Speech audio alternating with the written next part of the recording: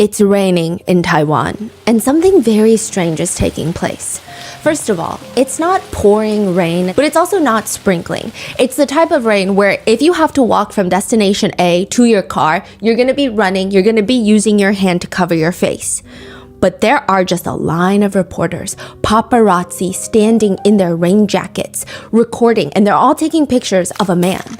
Now, I was originally thinking perhaps it's a celebrity coming out of the hotel and they're just waiting to get that one picture that they can sell to the Daily Mail or something. But no, they're just video recording a random man wearing a long sleeve t-shirt and jeans, and he's just walking through the rain. He's not trying to get into a car. He's not trying to get into a hotel. He's not trying to get into a venue. He's just walking in the rain, staring at the ground. He looks depressed. He looks solemn. Nobody's offering him an umbrella or a jacket or like, hey, sir, are you okay? You look like you're about to have a mental breakdown. Are you doing all right? Nothing. And he knows that there's just a wall of phones recording him on the side, but he just keeps getting drenched in the rain. He's walking, and then all of a sudden he just collapses onto the ground. He is on his knees on the wet pavement, and he's slamming his fist down. He's digging his arms into the cement. Like a K-drama. Exactly like a K-drama. And these paparazzi, they're just recording him. Who is this man? This man's name is Fei, and he is one of the known 4 young masters of Beijing. That's what they're called. One of the 4 billionaire families in Beijing whose sons are known to be the it Nepo babies. These are not even the 4 richest sons of Beijing. These are just the billionaire boys that buy the obnoxiously loud cars. They go to the club and they blow hundreds of thousands of dollars at any given Tuesday. The top playboys. Yes, the top playboys. His mother owns one of the largest luxury restaurant chains in the nation. His family company was the main caterer for the 2008 Beijing Olympics. They're a big deal. His personal net worth is $1.6 billion. This man can afford an umbrella. He could afford a driver. He can afford probably to make it stop raining if he wants it to. But instead, he's just standing in the rain crying, "My wife, my wife." Fei is crying because his ex-wife, the mother of his 2 children, is dead. Barbie Hsu, famous actress and his ex-wife for over 10 years, has passed away. And this feels like a somewhat natural response. I mean, albeit it's a little bit dramatic, but all netizens are wondering with this whole rain show is, why is he crying?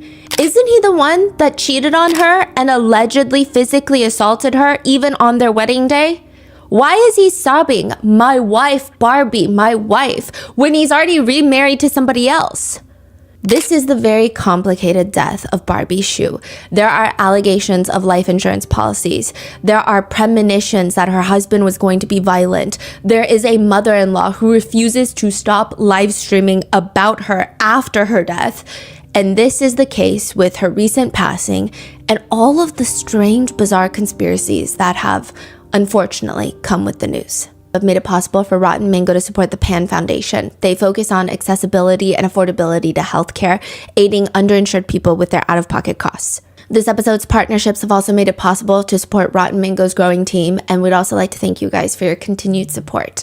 As always, full show notes are available at rottenmangopodcast.com, and today's case has brief mention of termination of pregnancies, themes of financial abuse, manipulation, and physical violence in relationships. There's also a mention of a sudden death related to a virus, which may be a sensitive topic if you've lost someone in the pandemic. So please watch with caution, and with that being said, let's get into it. Do you want to be able to see the future? Sure. It would be nice. You could win the lottery ticket, or you could at least stop certain things from happening. It sounds like the perfect plan.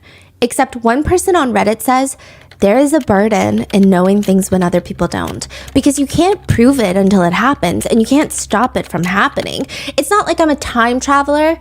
I just know what's going to happen regardless. Sure, it's nice to be able to accurately predict things, but I'm wondering if anyone else feels the weight that comes with something like this. What if you can predict and everything you predict comes true, even if you don't want it to? What does that feel like? Barbie and her little sister have one of the biggest talk shows in Taiwan. Think Jimmy Kimmel, Fallon, whichever Jimmy you like the most, but instead it's hosted by 2 hilarious celebrity sisters that bicker nonstop on camera. That's the dynamic. And in one of the episodes, this is years ago, like 20 years ago, they're in the middle of a little bit that they're doing. And little S, that's the little sister's name. And Barbie is actually known as Big S, but we're going to be calling her Barbie. Barbie's little sister turns to Barbie and gives her a premonition, a glimpse into the future. In the future, you will marry a husband. And this is part of their dynamic. They're always taking jabs at each other. He's going to spend all your money and he's also going to beat you and you will come to me for money, but I'm not going to lend you any money. And lives will be lost.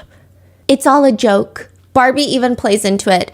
Guys, you heard it here first. If I don't buy luxury bags now before I get married, my husband will apparently use all my money to gamble and have affairs outside of the marriage. You can record everything I say now, and in 10 years, you can see if my marriage ends up like this. Wow. The 4 predictions made in that episode were 1, Barbie's future husband would cheat on her. 2, Barbie's future husband would beat her. 3, Barbie would come to little S, her little sister, for money. And lastly, 4, lives will be lost. It's all a joke because none of this is going to happen to Barbie. It's Barbie Hsu. She's one of the most famous, sought-after actresses. She's going to be fine. You know the famous K-drama, Boys Over Flowers? Yes. There's actually a Taiwanese version that came out. It came out before Boys Over Flowers. And I believe both of them are loosely based off of a Japanese manga. The Taiwanese version is called Meteor Garden. And the main lead is Barbie. She is breathtaking in the show. It's still one of the top 3 Taiwanese most watched series. Yeah, it's like the hype of that show in that moment. You can So good. It took over the world. Yeah, and with that, she becomes one of the most recognizable faces in Taiwan entertainment. She was cast in other series like Mars, The Eternity, even Monkey King. But with all of this, a lot of internet psychics like to predict Barbie's future, and that's what they call themselves, internet psychics. One of them went online, and they just like to read into the future of celebrities. This was like 20 years ago, you were saying? Or 10, 20 years It's ago? like 5, 10, 20 years ago. Every few years, someone will come out with a prediction that they have. And sometimes it goes viral, sometimes it doesn't. But with everything that's happened, people are digging into what has everybody said about Barbie Hsu. One of the future tellers says, beauty and talent, they never last long. You either lose one or you lose both. What does that even mean? And they say, maybe she'll lose one, maybe she'll lose both. Something will be lost because she has too much beauty and too much talent. Another future teller says that Barbie's true marriage, her real love marriage, will only last 3 years. And very soon in her life, she's going to face a very big obstacle. So big, so challenging that she might lose it. People That is thought crazy. she's going to lose her career. She's going to lose to this challenge. People didn't really know how to interpret it. Some people were upset. Like, hey, future tellers, can you get off the internet? Because these are weird. February 2nd, 2025, a post starts circulating in Chinese social media. The account name is Japanese Traveler Travel, Shopping, and Food News, which one might imagine that they're posting, I don't know, the finale of the last leg of their ramen tour, or a list of all the spots in Japan that make you have introspections about life and death because of how beautiful it is. But unexpectedly, this account uploads a black screen with a few ominous sentences on there. A prominent Taiwanese celebrity has just passed away at the age of 48 years old in Japan due to influenza. An official announcement is expected soon. Chinese netizens are pissed. They've just about had it at this point. This is February 2nd of this year, 2025. Chinese New Year is January 29th. That's just the first day of the Lunar New Year festival, which lasts 15 full days. It's like the entire country shuts down for 2 weeks. Everybody is supposed to abide by these cultural standards. Everybody is home. Everybody is bored. Everybody is reading this crazy rumor that a Taiwanese celebrity is dead and the public just doesn't know it yet. And initially, netizens are pissed off. Another stupid influencer with no ability to grasp at the concept of real life implications right now is a time of joy and celebration. What kind of news are you sharing right now? Most netizens actually interpret this as being fake news. They think this person is engaging in some sort of depraved marketing ploy from a travel influencer, and they know everybody's home scrolling on their phones. Did you get the attention that you so desperately craved? These are all the comments. Nobody's dead. You're just ruining everybody's holiday. And not only that, it's pretty obvious which celebrity you're talking about. Taiwanese, 48 years old, recently visited Japan. Come on, we know exactly who you're talking about. There's only like one person that comes to mind, Barbie Hsu. And by you posting this, it actually feels like you hate her. It feels like you're trying to curse her. There's a well-known saying in China, if you can make it through the new year, you can make it through the year. So people are saying, if she's not dead, you've basically cursed her. And you want her to die this year or something. But the OP quickly posts another black screen with an even more ominous, creepy sentiment. In a few days, everyone from Taiwan will have to apologize to me. I'm giving you guys information for free and you guys are attacking me? To give you context on how big of news this would be, it would be like if it's Christmas and there is news that one of the Kardashians has passed away. It's a rumor. Nobody believes it. It's like disbelief. Like, what are you talking about? Especially because even just a few days ago, Barbie's little sister was posting on Douyin, which is TikTok in China. She's dancing. You know that song that's like, 괜찮아, ding, ding, ding, ding, or ding, ding? I think so, yeah. Yes, okay, that sound. Barbie's little sister and her mom, Barbie's mom, were dancing to that song online in Japan. And a week before that, Barbie is seen at this famous producer's daughter's wedding. There's even photos of her there. She doesn't look like she's sick. She doesn't look like she's suffering from any sort of ailment. If anything, she looks glowing. She looks radiant. The only thing that indicated that something is amiss to netizens is the fact that Barbie's ex-husband, Faye, the billionaire, suddenly changes his profile picture to a black image after these posts go viral. It's not even just netizens that are speculating, but now mainstream media outlets are like, wait, something's going on now. This is weird. They start reaching out to Little S, Barbie's little sister, asking her to at least clarify the rumors, because if they're not true, then we don't want people to be worried, right? She leaves them on red. And they start posting. We reached out to them. She's clearly seen our messages and has not responded. Nobody says anything, and this is all happening in 24 hours. Nobody says anything until 24 hours later, February 3rd, 2025, Little S's manager posts on her behalf, confirming Barbie's passing. It reads, "Thank you for your concern. During the new year, our whole family traveled to Japan. My dearest and most kind-hearted sister Barbie unfortunately passed away due to complications from the flu and pneumonia. I am so grateful to have been her sister in this lifetime, taking care of each other and supporting one another. I will always be thankful for her and will forever remember her. Barbie, may you rest in peace forever. Love you, and together you will be remembered forever." It makes sense that Barbie's little sister would be the one to break the news. They are known as the sisters. They're often known as the Kardashians of Taiwan. They don't necessarily have the same branding as the Kardashians, but in the sense that they are sisters, and when you get one, it's like a package deal. They're known for being obsessed with each other, but doing like the wackiest things at all times. They never lack publicity. Which, side note, there are going to be lighter moments in this episode. This has been a heavily requested topic because we have talked about Barbie on our other podcast, Moral of the Story. She's kind of part of what we call the Chinaverse. And with her passing, everybody's been messaging me, emailing me, and I just felt like I couldn't really talk about it on Moral of the Story. And with all of the allegations and conspiracies that people wanted me to cover, I think it was more fitting to do here. However, I think with all the conspiracies, I think it's good to cover them and to disprove a lot of them. But at the same time, I think there should be focus on Barbie's legacy. And her whole family is very strong in the thought of they want her career to speak for itself. So there will be lighter moments throughout. And I think it would be better communicated that way. So Little S and Barbie, they had their own talk show together. It's like a late night show. I think the magic of their show is that they have these moments where I feel like they forget that they're on a show. And maybe it's because they've been doing this for so long, but the way that they talk, I mean, it's a talk show. I'm sure they have a bullet point list of all the things that they got to cover and all of the things that the producers want them to talk about. But in the middle of a talking point, Little S will just stare at Barbie. "Hey, are you wearing a new foundation?" "Yeah, I am." "Wait, let me try it. Give it to me." Barbie hands her new foundation. It's a cushion compact. "Why does she look so good using it?" She's like asking the producers that are off camera. "Why does she look so good using it? Why do I look like this?" "Oh my God, this again? You want to compare again?" "Yeah, I want to compare everything. Let's compare everything." "I don't get it. From the moment we were born to this day, I've always been prettier than you. And like, it sounds harsh coming out of my mouth, but if you watch them, it's almost like neither of them can stop laughing. Like the minute she says it, it's just so sarcastic that both of them are trying so hard to be deadpan. When will you stop? Maybe you'll be prettier than me when I'm 90. Maybe then.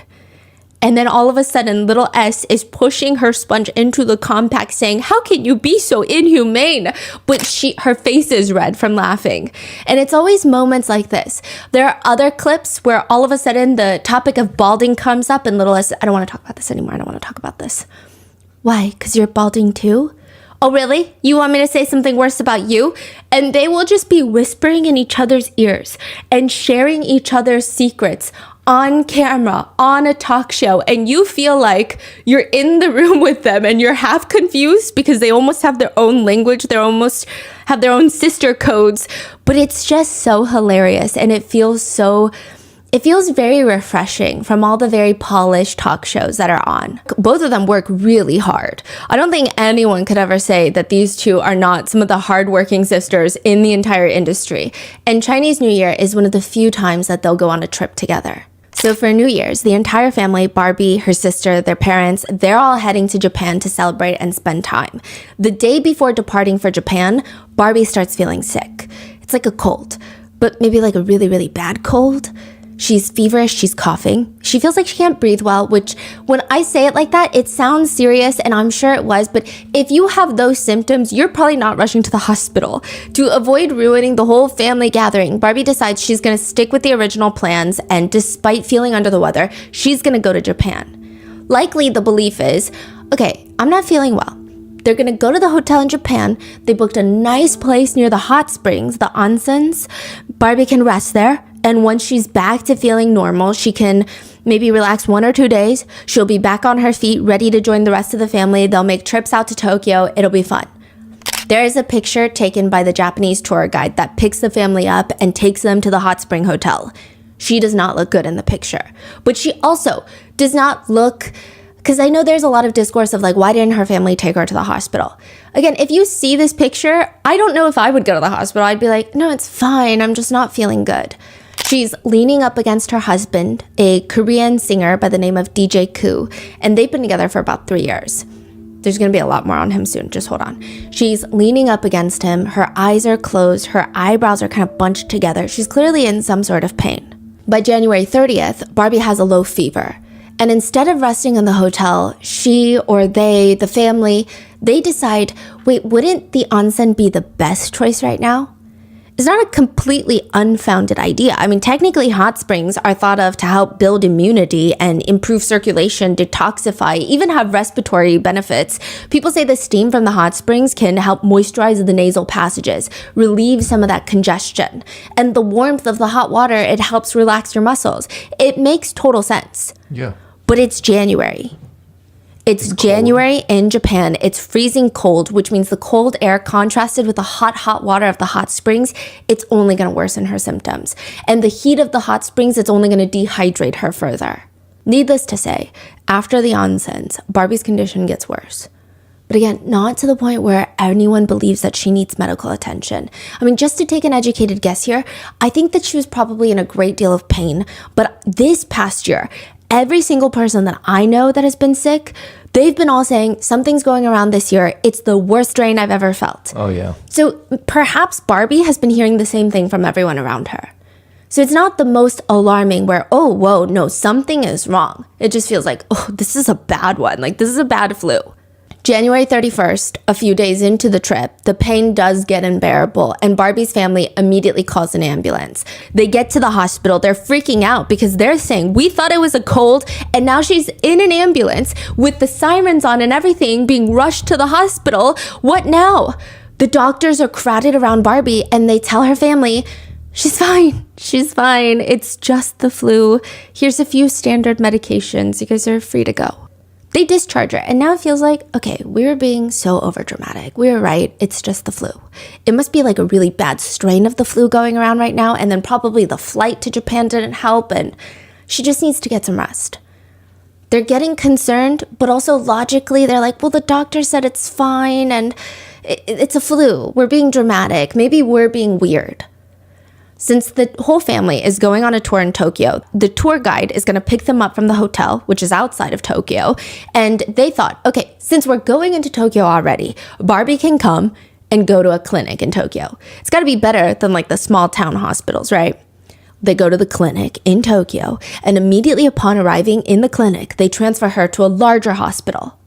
So it feels like perhaps there's a sense of urgency, maybe? I don't know what's going on. But when they get to the larger hospital, they tell her, you have influenza. You seem to be in a great deal of pain. We don't really know how to help you other than give you these meds because at the end of the day, it's kind of just influenza. Everybody has the flu right now, especially in Japan. I was watching a lot of travel influencers and they said it's really bad in Japan right now. So it just seemed like, okay, it's bad, but it's not the most alarming thing in the world. They go back to the Hot Springs Hotel. February 1st, little S and her mom are in the hotel room. They're in their PJs. They're filming TikToks. Barbie is in her own hotel room resting. Just a few hours later, Barbie would pass away.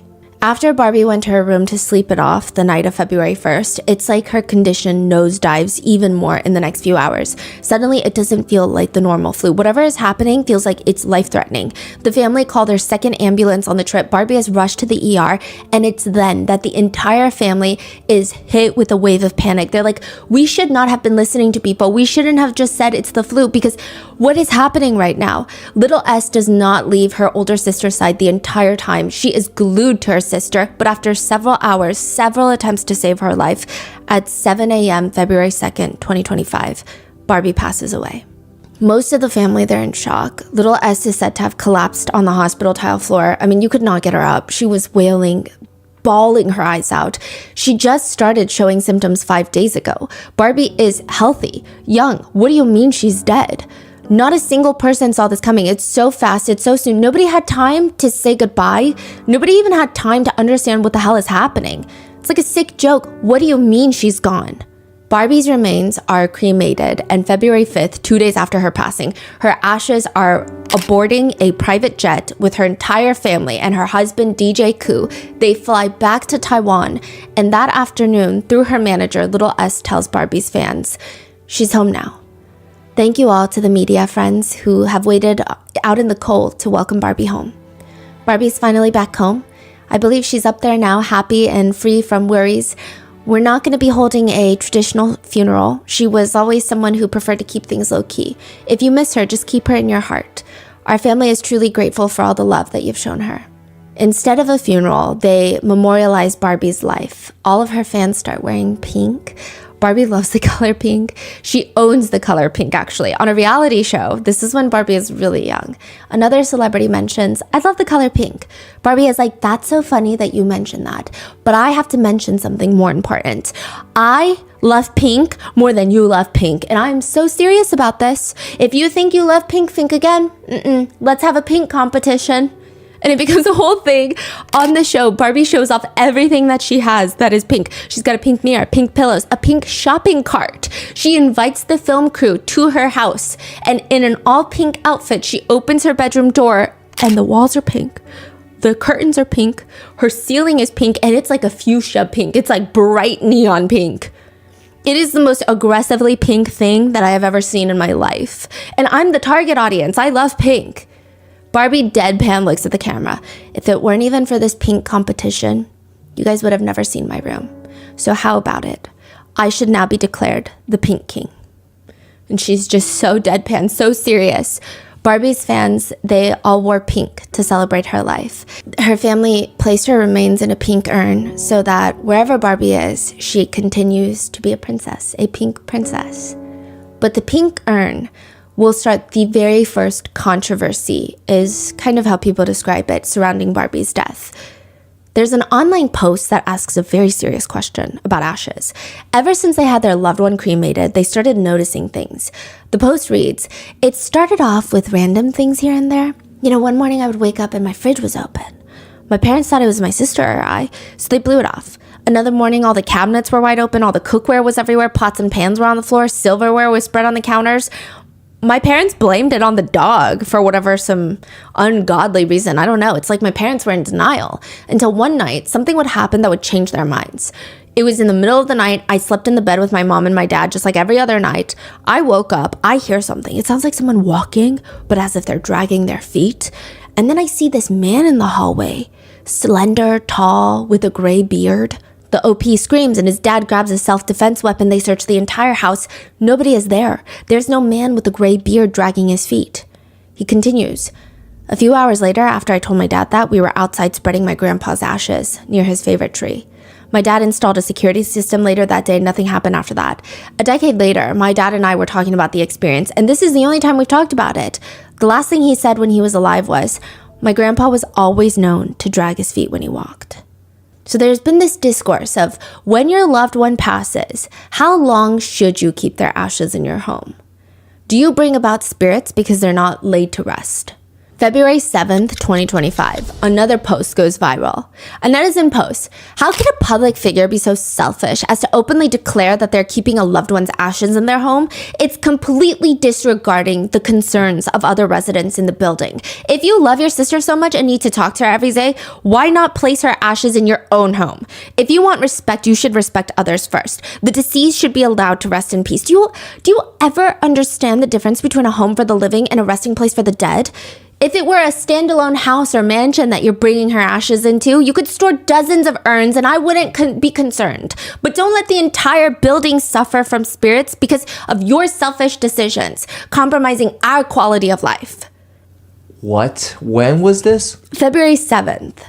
So they flew back February 5th, and Yes. on the 7th, a person from the same building made that post? It was just a netizen. Nobody could confirm that this is in the same building that Barbie used to reside in. Because Barbie's sister did state that she would be staying in Barbie's home, I guess packing some of her things or cleaning up some of her things and keeping her remains with her so that she could talk to her. Because they're not having a formal funeral. And there was no mention of we're only keeping her remains for a few days. It seemed maybe indefinitely or maybe it was not specific. Personally, I don't know if maybe I'm just not a spiritual person, but I guess it wouldn't really bother me either way. But this netizen goes and it becomes a viral post because anything regarding Barbie at this point is starting to go viral. It's a big deal. This person does not explicitly say who he's talking about, but it's clear it's about Barbie. So the nuggets of information that we can gather is that little S is in Barbie's place and she's got Barbie's ashes in the building. And another netizen comments back to the original post. Geez, it's like you're her neighbor. Get over it. What does this concern you? The original poster, frustrated, writes back, what? I am her neighbor. This becomes its own scandal. And out of everything in the news cycle, anything pertaining to Barbie's death, this is getting a lot of attention. Mainstream news media outlets are going out onto the street to stop random civilians and ask them to partake in a... Sir, how would you feel if a neighbor was keeping their loved one's ashes in your home? That is crazy. Some were saying, I guess it's okay. What if you live in the same building? I guess I'd be uncomfortable then because I don't know what type of person, the remains belong to. Because there's this belief that if that person was not ready to move on, they will be tied to their remains and they will bring spirits or bad luck and energy into the entire building. It's like the whole building will become haunted, if you will. This whole thing gets blown completely out of proportion and little S has to come out to state, guys, we are in the process of making necessary arrangements for a tree burial for Barbie. She has always wanted a tree burial. We have to get a permit. There's specific things we have to go through. We cannot just, what do you want us to do? Leave her in a warehouse somewhere? What's wrong with you guys? It was a very bizarre direction for the discourse. And all of the conversation surrounding Barbie's death just turns into a snowball, a giant avalanche after this. Bigger than the supposed haunted ashes now are the allegations that Barbie's new husband might have something to do with her death, that he has taken out 20-something life insurance policies on Barbie, and that he is going to be benefiting because they've only been married 3 years at this point. With some netizens spreading a narrative that something weird is going on between the new husband and the ex-husband, and there's all this drama. Do you believe in fated love? Fated love? Yeah, it's like your one fate. You have one love, one soulmate. No matter what happens, you're going to be with them. Sometimes in stories, you're going to be with them when you're 80. You meet your soulmate when you're 90, and you've got 2 years with them. Barbie and DJ Koo dated briefly when they were both really young. This is like the beginning of their career, not the height. This is when they first break it into the industry. It feels like one of those romance books, a fever dream romance. 안녕하세요. 안녕하세요. 预备起. 멋있어요. 这是我们学的韩文. They date briefly, but Barbie mainly works in Taiwan. DJ Koo is Korean. He mainly works in South Korea. And DJ Koo actually starts his career off in a boy band, which his agency forbids him from dating. So they both decide the amount of obstacles that we would have to go through to be with each other. I mean, both of us would probably have to give up our careers for each other, which maybe they would each gladly do, but they would never want the other party to do that. So it's like, no, I'm never going to let you give up your career to date me. So no, we're just not going to date. They decide to break up, and even their last night together, they spent it in each other's arms. So it's a very amicable breakup. 20 years later, Barbie has 2 kids, and she announces that she will be divorcing her billionaire husband, Faye, the father of her children. They have decided to split up. DJ Koo is in South Korea reading the news, and he's like, if not now, when? It's already been 20 years. He's not going to live the rest of his life knowing that Barbie is out there and he never tried. He had spent on and off the past 20 years thinking about her, which, side note, a lot of Korean netizens believe this to be true. I mean, sure, he's probably dated a bunch of women during those 20 years, but considering he's a Korean celebrity during the past 20 years, nothing, no serious dating allegations, no dating rumors or scandals took place. No marriage, right? No, nothing. It just seems like maybe he dated here and there, but yeah, it's like he was waiting or something. Right. The problem is, DJ Koo only has her phone number from 20 years ago. I mean, sure, maybe he could ask around, but like, what are the odds that, I mean, he'd probably have to ask 10 people who would then ask another 10 people to get Barbie's number. And then it would just cause drama because he's asking 500 people for Barbie's. He just has this phone number from when they dated 20 years ago. It was Barbie's idea. She's like, I don't want another wedding ring. I mean, I'm like 48 at this point. I don't care for that. I want something more meaningful. And this is forever. So let's just get it tattooed on ourselves forever. DJ Koo practiced on himself first. And then Barbie, and it's actually really cute. Barbie says in the interview, we'll be at home and we'll be watching a C-drama or a K-drama. And if I see anything that I like, a picture that makes me feel something, I'm like, can you just tattoo this on me? Life is so short. I just want this on my body. And she's spontaneous. She's like, just tattoo it on me. But he refuses. He's got to tattoo it on himself first to practice. So they technically have matching tattoos everywhere. And Barbie even writes DJ Koo a love song to describe how much she loves him. It's called Love You to Death. And one would naturally assume it's a very romantic song showcasing her unwavering dedication to her new husband. The lyrics go, I believe you know how much I love you. I can give you my favorite cake. I can give you all my savings. I can help you kill the people you hate. Even eat your poop. I will eat it one mouthful at a time. Love you to death. Hugging you and dying together, loving you to death. The song is a very creative song. She sings it in a really low, breathy voice, leaving lots of pauses to really let it, the feces lyrics sink into the depths of our souls. One of the top comments reads, after listening to this, I wanted to call the police, but I'm not sure I know exactly how to explain the situation. And it's just like it's a special kind of love I think netizens don't even understand, but they can see it and they can feel it. Meanwhile, Barbie's ex-husband, Billionaire Faye, is having public meltdowns when she marries DJ Koo. He changes his Weibo name to read Wang Xiaofei, which is an incorrect spelling of his name, though it kind of sounds similar. And the now spelling reads Young Master Faye. Oh. He then quickly changes it back. He unfollows Barbie on social media. He posts pictures of himself going on a picnic, which of course netizens are like, yeah, a fresh single man going on a picnic alone. That makes total sense. They dig a little bit because they're curious and they find out that he's on a picnic with a lesser known small-time actress. So he's also dating somebody. Some social media accounts are posting that they're dating. Most netizens' reactions are, okay, that's it. Like, okay, cool. Barbie's already remarried, so this is not really juicy hot gossip. Also, Faye's just like a businessman. Who really cares? If Barbie is happy, then why is him dating anybody making news? But Faye and his new small-time actress girlfriend, they start vehemently going on every single platform, denying the rumors out of nowhere, making this thing blow up. Nobody was asking. Nobody really cared. They were just like, oh, he's dating someone? Cool. Who? Oh, never heard of her. Great, moving on. But his new girlfriend even goes on to post, rumors are just something to listen to casually, and gossip is just talk, nothing more. If you take it too seriously and get caught up in judging right and wrong, then that's on you. There was nothing to fuss about in the first place, but people create their own troubles. Just wave your sleeves and leave without taking a single cloud with you. It's just not that serious. Like, nobody cares. But after that, the new couple are going around everywhere together in public, no sunglasses, no mask, living their best lives, which is great. But after they get photographed together and it goes online, they consistently try to gaslight the public into believing they're not together. Faye even states that he's going to get lawyers involved and he will be sending cease and desist to anybody who posts these slanderous false rumors. Netizens are just making fun of Faye. D-list couple, A-list behavior. Get out of here. We're watching Barbie and DJ Koo's Vogue interview, okay? Goodbye. It is so over the top, to the point where netizens start thinking, wait, maybe something weird is happening.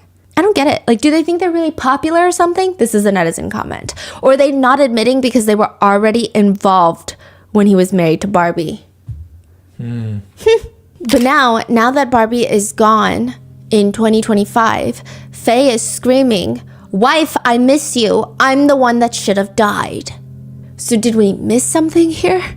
Like, what is going on? They were divorced and they moved on. What is happening? Also, what are the rumors about DJ Koo, and what did the so-called future teller say about Barbie and DJ Koo's marriage? That it's only gonna last 3 years? When netizens first hear the news of Barbie's passing, DJ Koo is the one that everyone is concerned for. A lot of netizens, just based off those videos alone that they had, the way that they would talk to each other, the way that they interacted.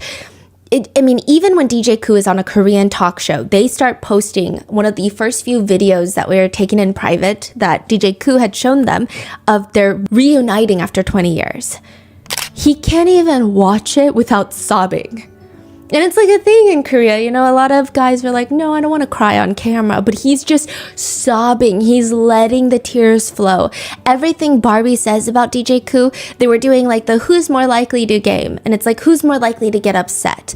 And Barbie is like, oh, me. I have never seen DJ Koo since I knew him like 20 years ago and now ever get mad at anyone.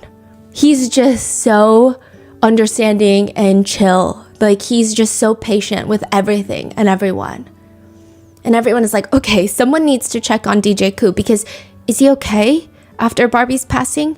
But before he can even get the chance to breathe, Barbie's ex-husband, Faye, starts making headlines. It's kind of throwing people off and making people confused. Netizens don't know if this is a man that was madly in love with his ex-wife and lost her, and now that she's gone, he realizes that they were one true soulmates, or if this man is trying to do something else. You tell me what it sounds like. Faye, Barbie's ex-husband, goes on to talk about how special his wife is and how much he misses her already. But lest we forget, Barbie is not Faye's wife. She's his ex-wife. He keeps going on interviews being like, you know, my ex-wife. Isn't he married again, right? Yes. Right. He's like a new young wife named Mandy. Right. Yeah. Yeah, that's weird. It's so weird. Not only that, but he's just... like, it just doesn't make sense. Netizens are confused why you would naturally all of a sudden slip up and say wife when it's so clear that she's been your ex-wife for a while and you guys have made peace with that. It's not like they recently divorced either. To be fair, most netizens don't doubt that Faye is distraught by Barbie's death. They were together for a decade. She is the mother of his 2 children, and when he initially receives the call from Barbie's family that they were in Japan and she has been declared dead, he was on vacation in Bali with his new wife. The second that he finds out that Barbie is gone, they drop everything, they book the earliest flight back to Taiwan. Passengers on the same flight later recall seeing Faye. He's a high-profile billionaire. He was a wreck. He cried the entire flight back, which is about 5 hours. And by this point, the whole public knows about Barbie's passing. When he gets to the airport arrival terminal, there's reporters everywhere. They know he's flying back. His eyes are puffy, they're red from crying, and his new wife is awkwardly walking nearby. She's like wearing a mask and sunglasses. She's giving him space considering there's tons of reporters, and he's wearing a black shirt, a baseball cap, and he just bluntly tells the reporters, "I hope you say good things about her only." Then he does a 90-degree bow, but it doesn't even look like a regular bow. It looks like when my niece throws a tantrum and just goes limp at the waist. To put it simply, it's weird. And it has a lot of netizens wanting to quit their job, enroll back into school, and major in linguistics, because what does that even mean? What do you mean, I hope you only say good things about her? Some netizens think, look at him, look at his body language, his desperate limp, the way he folds himself into a pretzel. He knew what it was like to be married to Barbie. Maybe he thought the press are insane. They're always mean to her, so they're going to say mean things even after she's passed. He's begging them, as the father of their children, not to do that, to just honor her legacy. But most netizens think, who was saying anything bad about her to begin with? We love her. What are you talking about? It's so strange. It's like this weird pick-me energy, because at this point, why would anyone not say anything nice? Netizens say it's like this. Imagine you're at dinner with your friends. Everyone is congratulating you on a new promotion. Your new boss happens to be there.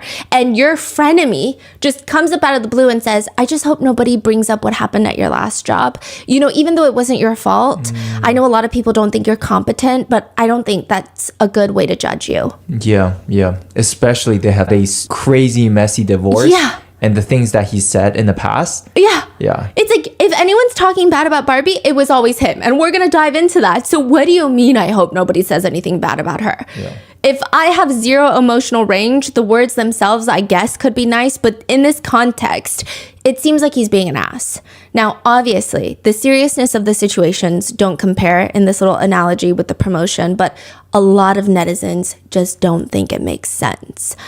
But perhaps people are being too mean, and Faye is a nice guy, considering there are rumors that he is the one that paid for the private plane that flew Barbie's entire family, including his new husband, back from Japan.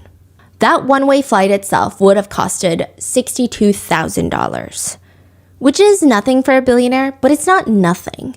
If you're wondering how we know that Faye paid for the private plane and precisely how much it was, a man who's allegedly close to the Faye family goes online to say, according to Taiwanese media, Faye booked a private plane and bought Barbie back to Taiwan for $62,000. Faye reached out, made the flight arrangements himself. With Faye's personality, he's not going to let Barbie be taken back to Taiwan like a carry-on bag on a commercial airline. He will definitely be ensuring Barbie will be brought back home with dignity.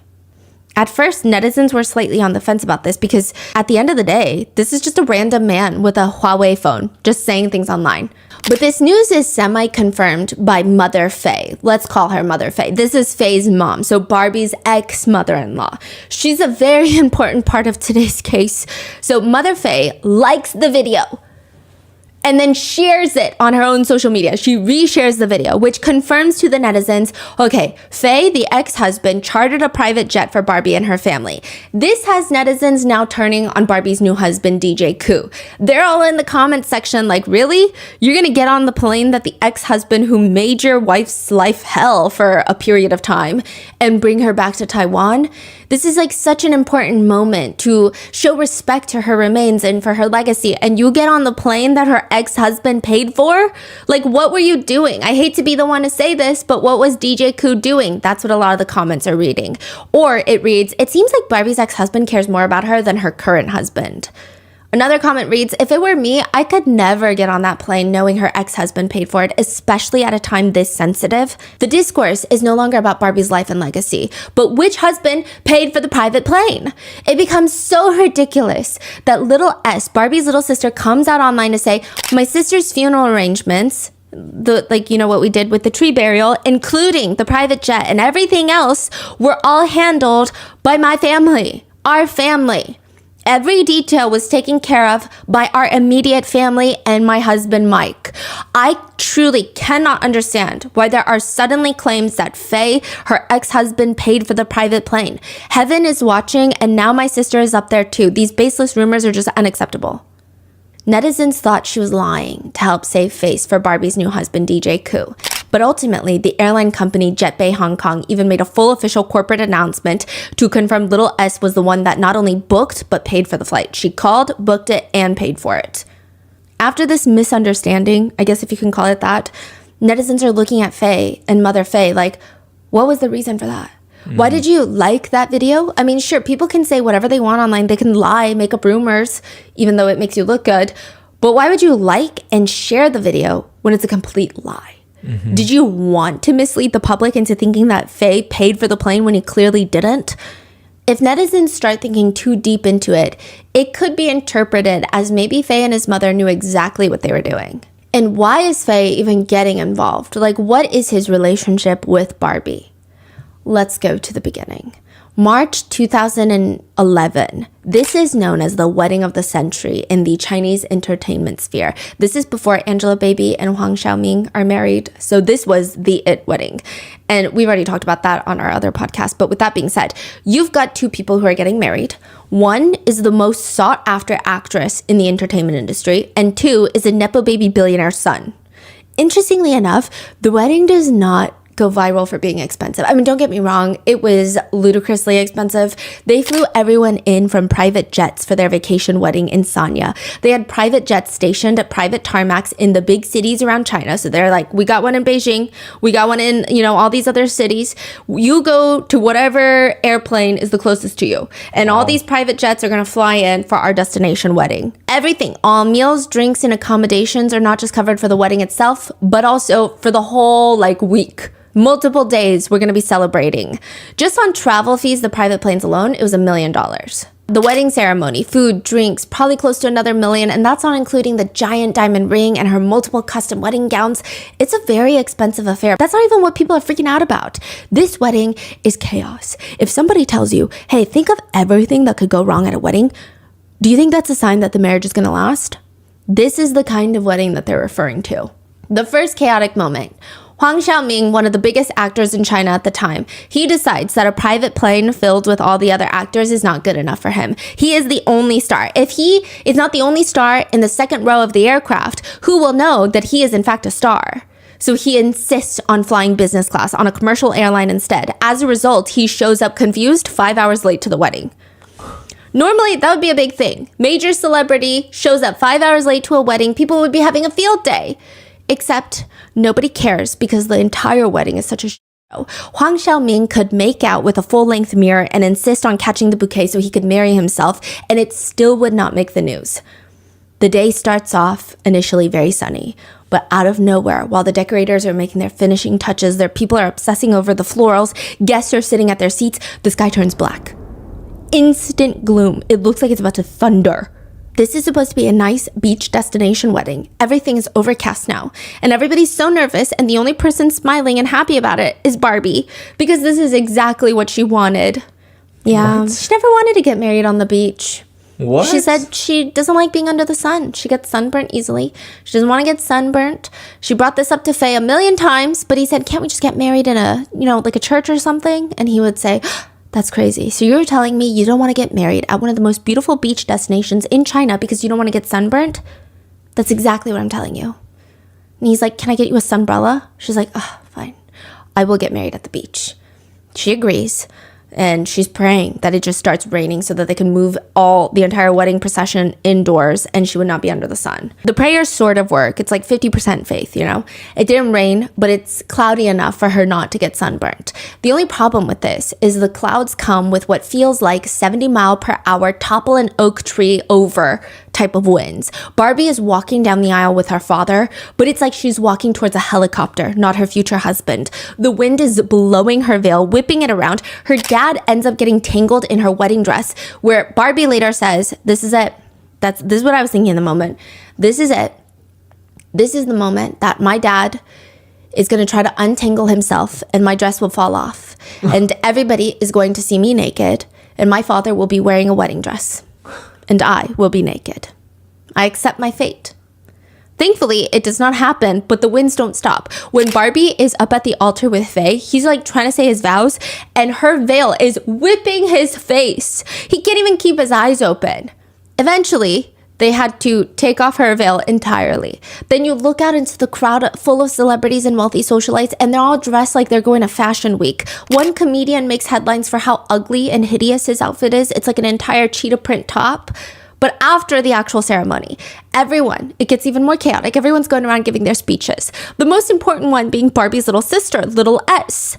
These two are practically twins. They always work with each other. They're known to be glued to each other. And naturally, little S stares at Faye during the wedding. You better treat my sister well or I will take you down. Before Faye can even respond, Na Ying, a legendary Chinese singer who we also just recently talked about from the Chinese singing competition, she stands up and defends Faye. I guess she's close with Faye. She looks at Barbie and says, if you hurt Faye, I'm not going to hold back either. For some reason, this action incites a mock Game of Thrones wedding situation where both sides have people popping up. No, Faye, if you hurt Barbie, I will hurt you. And then another one, who are you talking to like that? This is a billionaire boy, okay? He's my baby. No, Barbie, if you hurt him, we will hurt you. You're not even a good actor. Your last show tanked. Faye, if you hurt Barbie, we're gonna hurt you. You're dead to us. It's like kind of lighthearted. Question mark. I don't really know, I think, because in the middle of it, they decide, guys, we're getting way too heated. There's only one way to resolve this. We're going to karaoke battle. This is like in the middle of speeches. It's very impromptu. Yeah, it's just kind of a mess. They all think we're all A-list celebrities. If we hurt each other during this, it's considered a serious felony offense. So let's just all sing. Singers lined up behind Barbie to sing for her, and then behind Faye, and an impromptu karaoke showdown takes place. And then I guess some of the celebrities present are used to being at award shows. They forget that this is a celebration of a union of love. They grab the mic and they start advertising their next upcoming project and movie. Wait, they're still on the beach right now? They're like inside now celebrating, and people are doing the most.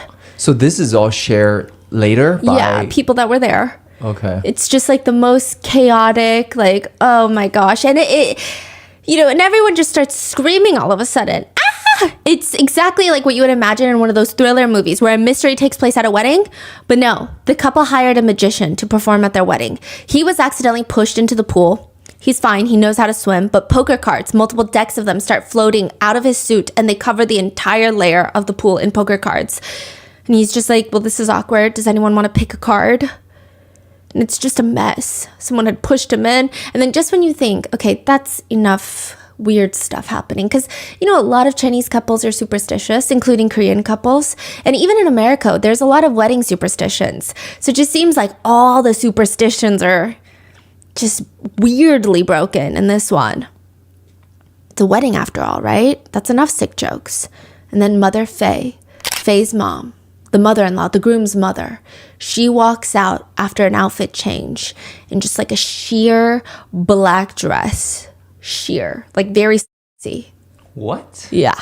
I mean, I think she's wearing stuff under, but still kind of too sexy. And everyone's staring at her, mouths agape, at her son's wedding. Like, what in the sick, weird behavior is this? This is so bizarre. She's a billionaire. What is she? Does she not care?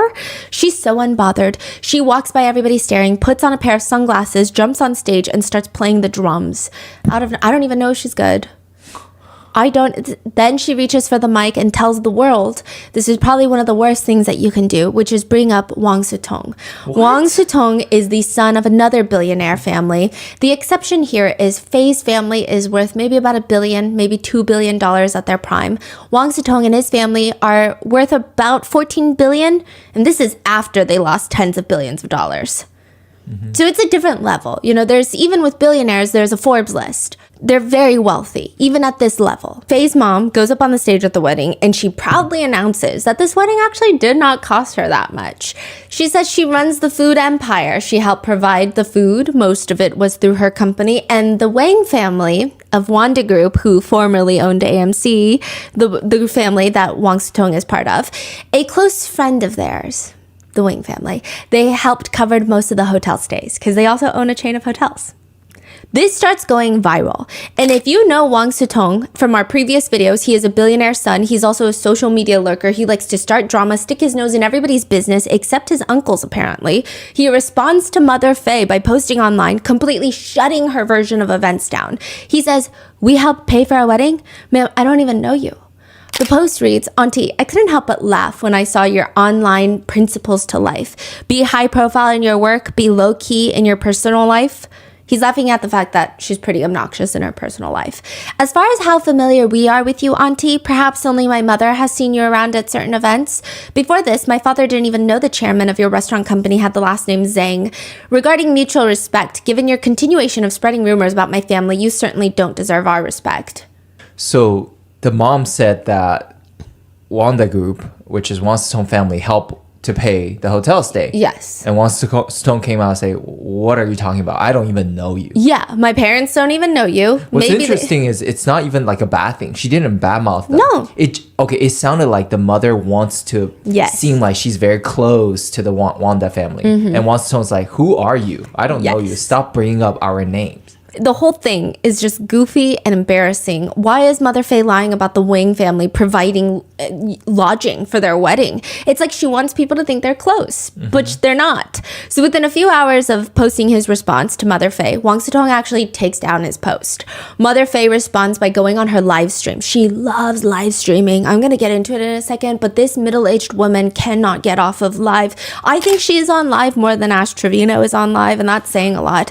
Every part of her life is like live streamed. And she goes onto her live stream to say, Wang Sitong is a kid who doesn't know what he's talking about. He's just a kid. She's almost saying like he doesn't know who his daddy works with because he doesn't go to work. He's a kid that tippy taps on his phone. Wang Sitong then posts another response. "I truly cannot believe you're still implying that our family sponsored your son's stupid wedding. I deleted my initial Weibo post because I felt my words were too harsh. I chose to remove the words myself. No one, not my father or anybody else told me to take it down. Auntie Zhang, if you think I'm an easy target, then I can only say that you've made a huge mistake this time." Faye, the newlywed groom, then joins into this. The Nepo babies are fighting. He comments on Wang Sitong's post, "Hey, grandson," which calling someone grandson in Chinese is an insult. It's like saying son or boy. It's like very condescending, rude. "Grandson, you're just a stupid mother and you're going to get it one day, you little brat."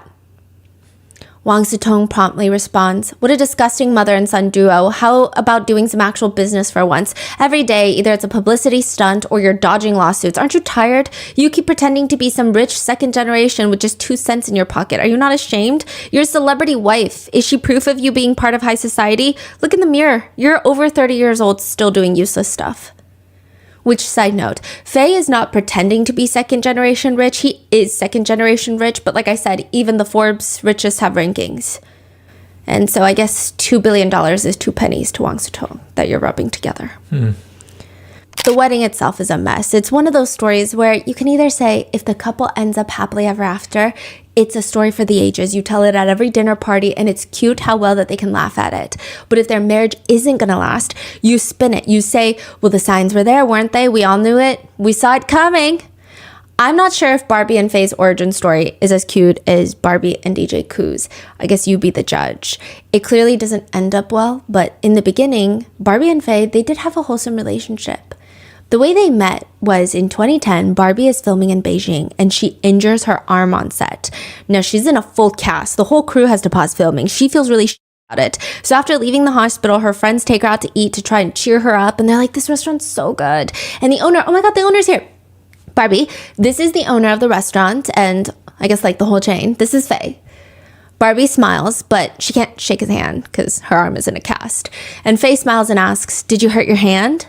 Now remember, Barbie from all of the talk shows, she's pretty sarcastic. Her face is flat, not even a hint of a smile. Yeah, I actually took down my entire arm. Barbie is expecting him to respond, okay. Okay, sarcasm is not that big I think it's big in Taiwan, but it's not as common, I guess, in day-to-day conversations because there's still a level of, I think, politeness that people try to have. And not that it's not polite, but it's just, she was saying like nobody really gets her sarcasm. That's what Barbie was saying later in interviews. She's like, usually people don't understand my sarcasm at all. So like, I'm assuming most guys would say something along the lines of, oh, okay, sorry you hurt your arm. Nice to meet you. And then it's just awkward. That's usually how it goes. But instead, he raises his hand up in the air. I actually injured my hand too, if you look at my pinky. And she says, yeah, but your pinky is useless. I injured my entire right arm. I guess you're right. Barbie says that this first meeting, it was so weird because instead of feeling goosebumps or butterflies, Faye gives her this strange sense of familiarity. It's like they're longtime family friends or someone that she's known for years. It's this instant closeness. The way they communicate, it just clicks. There's not the awkward like, wait, was that a joke? I don't know how to respond because I don't really know you and I don't know if you're being mean or if you're nice or what. It just feels natural. Barbie says it's like a seed planted itself that day. Within 50 days, 4 in-person meetings, the two decide they're going to get married. She says, my husband has a Beijing accent, and they use so many different words compared to us, but when I talk to him, it feels like I'm talking to my family, like I'm talking to my sister. It's so effortless. Everything flows naturally.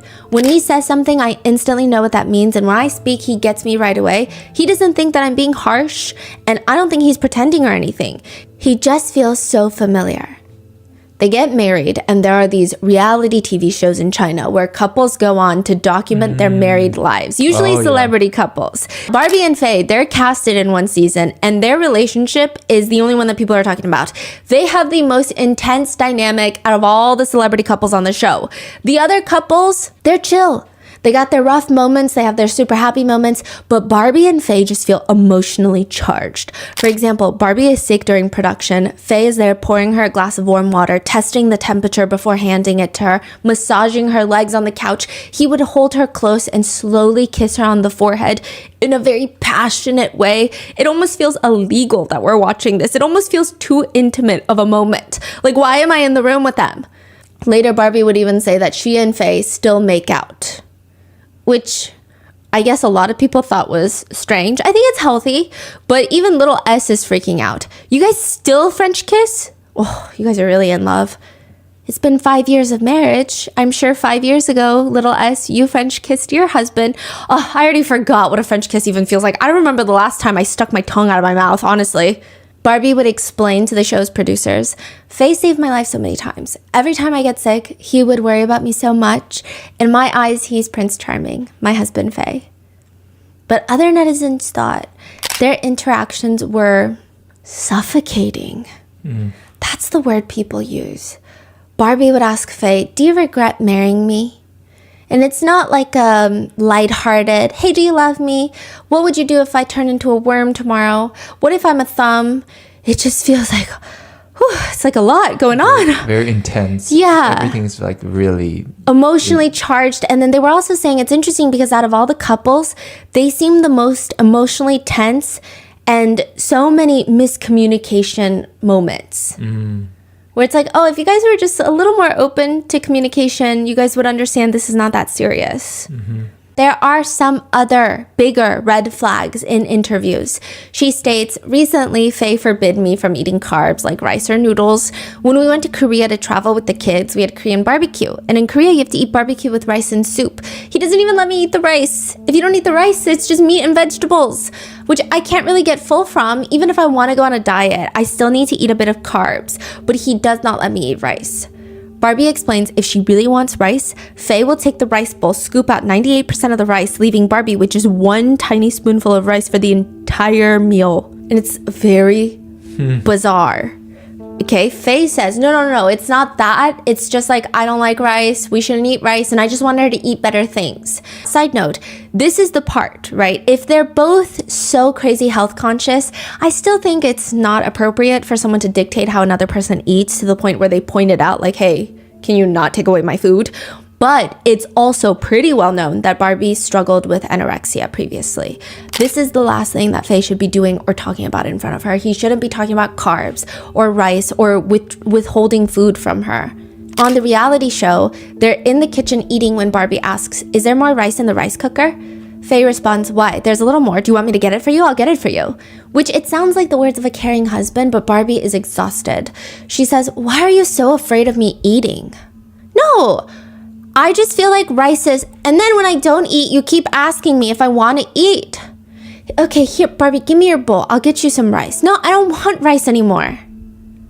Wow. So now people are kind of questioning all of that. But this was years ago. This is early in their marriage. Now in 2025, people are questioning, how can Barbie die from the flu? She's young and she's healthy. This doesn't make any sense. I will say that a lot of netizens have brought up the conversation that the flu in Japan has been at its worst this year. She did already have some sort of cold or flu when she was in Taiwan. Maybe she caught a different strain, or it just got worse in Japan and the traveling didn't help. And maybe this is a strain that she's not used to in Japan, but she was already sick before getting there. Now, in terms of the medical care in Japan, a lot of Japanese netizens were really upset with the treatment that she received. They said that she was treated so nonchalantly, and they're concerned that maybe it was the language barrier of not being able to communicate how serious the family thought this situation was. Maybe they test her, they're like, it's the flu's going around, we don't know if she's being dramatic, whereas the family can't necessarily communicate well of, no, she's not being dramatic, this seems really bad. Even a few months before, like a month and a half before Barbie arrived in Japan, I will say to Japan's medical situation, every medical institution in Japan was treating an average of 64.3 patients, which is well above the 30 patient threshold that specialists have warned was manageable. So it's crazy over there. You can't even get into a hospital. Okay, so they're already in the midst of this emergency situation. So I imagine it's kind of like when our hospitals are, there's too many people in the ICU. They're way in over their heads. When Barbie is admitted to the hospital in Tokyo, the larger hospital, her blood saturation had dropped to 89%. Healthy levels for a normal adult is 95 to 100%. She's at 89%. This is really bad. Blood saturation is like, okay, think of it this way. Your blood delivery system inside your body delivers oxygen. Blood saturation level is how full the delivery trucks are. Normally, your delivery truck should be 95 to 100% full of oxygen. Barbie is 89%, which means the body is not getting all the oxygen it needs and her heart has to pump harder. So they got to send out more delivery trucks because it's not efficient anymore. And it's a clear sign that something isn't right. It's still working, but it's not working well. And eventually, you're going to need to do something about it.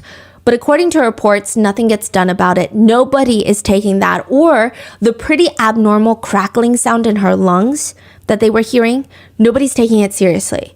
Now, I would imagine maybe it's to the point where in Japan, either you're in the ICU or we can't take you in right now.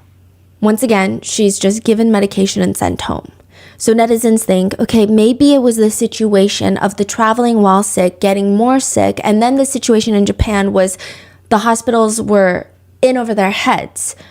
Maybe that's why, because if you're healthy and young, even if you have a really bad strain of the flu, it just didn't make sense for a lot of netizens how she passed away so quickly, so abruptly. But still, there's got to be more, right? Some people bring up the other contributing factors. It has been reported that Barbie was born with epilepsy and a heart condition, so maybe that worsened things. But netizens feel like, no, there's still got to be more. Every single vegetable in Barbie's life, up until she became a mom, was weighed. Like, it's not even just, I got to eat a certain amount of vegetables. It's fine. It was about how many vegetables she was eating. She cared about the calorie count of vegetables. Being on shows meant that she always had to manage her weight. And it's not that she's vain and obsessed with her looks. Her managers, the producers, the directors, they're all demanding this from her. When she was filming, she would keep her weight at 92 pounds. When she was not filming, she would keep her weight at 97 pounds, both of which a lot of people thought were alarming for her height. When she was not filming, she wore body compression suits 24/7 to try to not bloat or keep the water retention. She went on extreme diets. She was taking a lot of blood thinners, which was not a medical necessity. It's about the fact that there is crazy colorism in East Asia. Barbie feels a lot of pressure to keep her skin very pale, very, quote, fair. Blood thinners were briefly known to make someone appear sickly pale. Barbie once said, I don't care if it's sickening, okay? I don't care if it's sickly pale. I just heard the word pale and I started taking it. Sadly, she also once said, "It's very easy for someone to kill me. If they tell me eating something would make me pretty, I would gobble it up immediately." And again, it's not that she is this narcissistic, vain person. It's the fact that this is the industry that she's in. She's probably very passionate about acting and hosting and all these things. And then all the standards are just thrown onto her. Like, oh, sorry, the thing you're passionate about, you can't do it unless you look like this.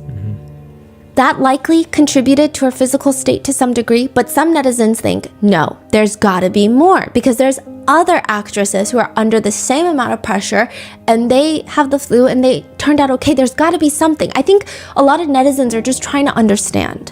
And that's when people bring up her marriage to billionaire Sun Fei. As much as everybody liked to call Barbie a gold digger, or nicely, a smart woman who thinks about her future. When she married the billionaire, her marriage was rough. Fei's family business, the successful restaurants that his mother opened, they were at one point the largest, most successful luxury restaurant chain in the industry. I think they prided themselves on it a little too much, if I'm being honest. Those two things are inherently at odds with each other. It worked briefly, but when you think of high-end food, you don't want to go to a chain restaurant. Like if I want Cheesecake Factory, I'll go to Cheesecake Factory, but if the Cheesecake Factory starts charging Michelin star prices, I don't think I'm gonna go there anymore. Because I'm like, I don't even think you guys are using fresh ingredients. It's not high end. But Mother Fei is stubborn on this. She's like, I'm gonna make it work. I'm gonna build more chains, more franchises. I'm gonna expand faster than ever. And she is so stubborn in this aspect of the business. During this time, nobody even wants high-end restaurants. They want trendy matjips, delicious food, Instagram viral foods, fusion foods, unique foods, street foods, casual dining restaurants. They want the Heidi Lau experience. You go there, you say a code name. Oh, I wish I had a boyfriend, and they bring you a unicorn stuffed animal. They want those restaurants. They want authentic feeling restaurants. Even if it's a chain, they want it to look like a hole in the wall. The business starts struggling and the company sees an 83% loss in their shares. It's a plummet. The shareholders force Mother Fei to step down from day-to-day management and the family sell most of their equity at that very discounted price. It was a failure. They still come out with a lot of money, but in a billionaire's world, it was a colossal failure. Wang Zitong even commented, Barbie's probably in the bathroom crying and fainting, saying like, you married a billionaire and now they failed. She does not give up. She stays with him. They also don't give up. The Mother Fei and Fei, they take the money that they made from the original business, from the luxury restaurant chain, and they open up a hot pot chain. Substantially successful. It's more of a trendy, affordable, casual dining that younger people want to go to. Fei is kind of the creative direction in this, which means they don't have the most niche ingredients. It's a bit cheaper to operate. It's successful. They even get to the point where they make their own instant sour and spicy vermicelli noodles, which brings us to why Mother Fei is always live streaming.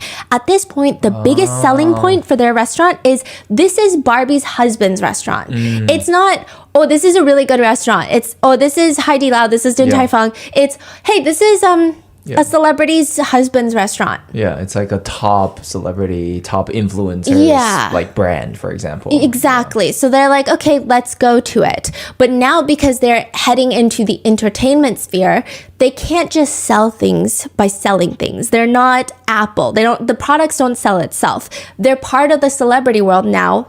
Not really, but they're trying to be. So they have to sell their own image.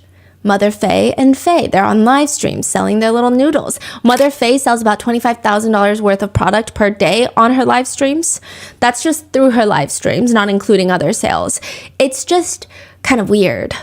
The whole thing is a little weird, and Barbie is under a lot of stress. She even loans Fei $3 million, which she never really gets back. Wow. She sticks by his side through all of this. And she channels all this energy and stress into focusing on having children. Doctors tell Barbie from day one, because she has a very naturally weak body, it would be difficult for her to have a successful pregnancy.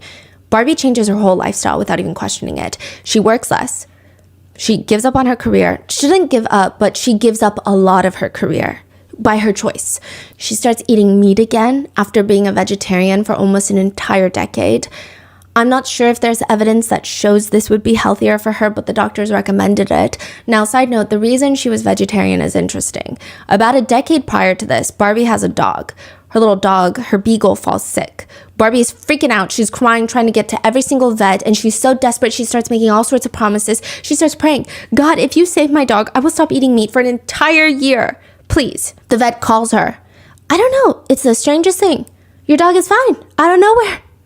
So strange. Barbie stops eating meat for a decade.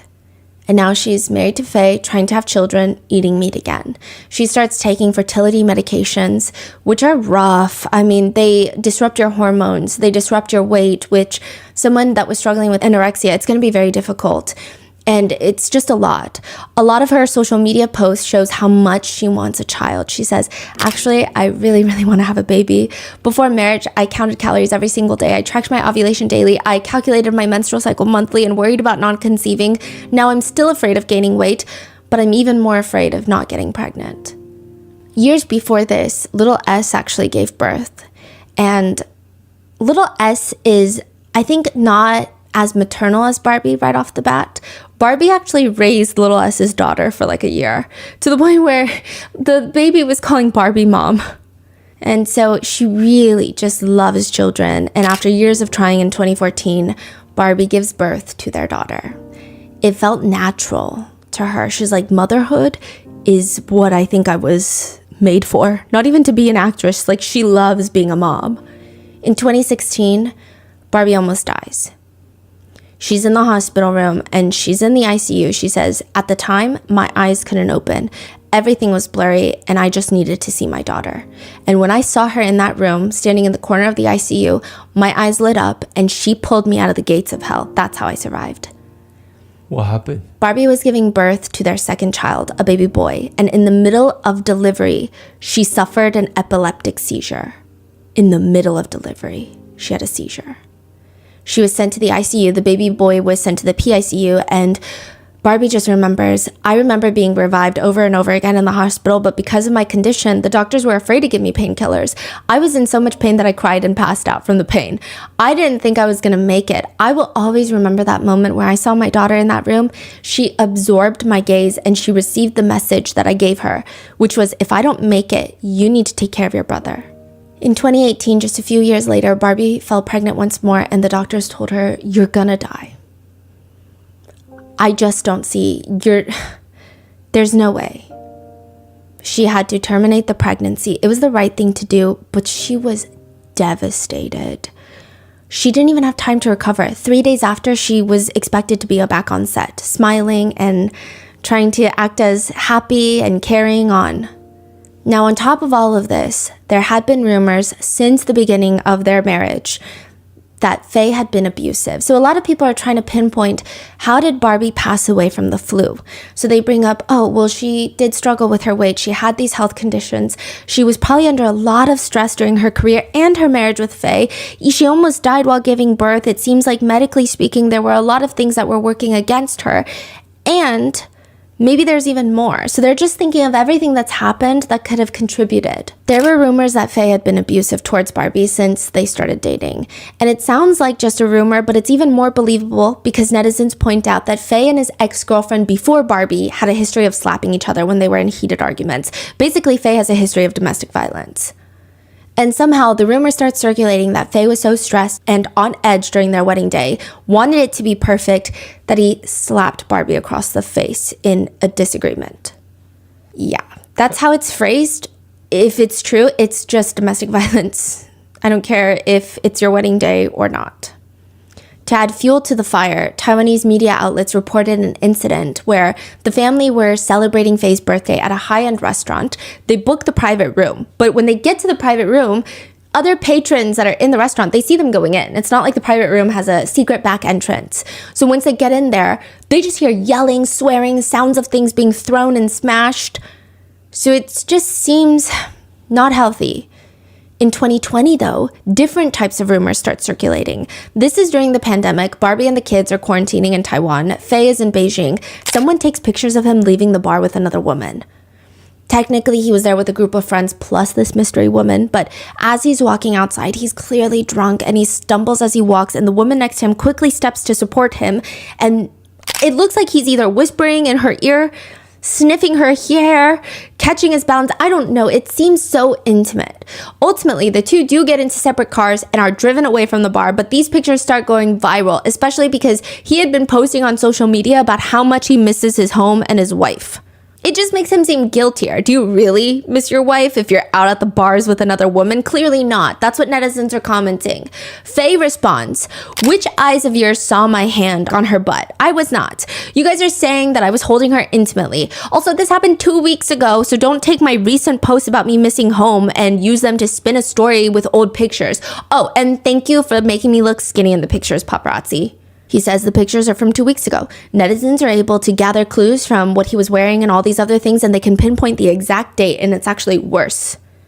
That day, instead of just posting about how much he misses home, he posted how he changed his phone wallpaper back to his wedding photo with Barbie, writing, "Tonight I changed my screensaver. How beautiful and delicate does my wife look?"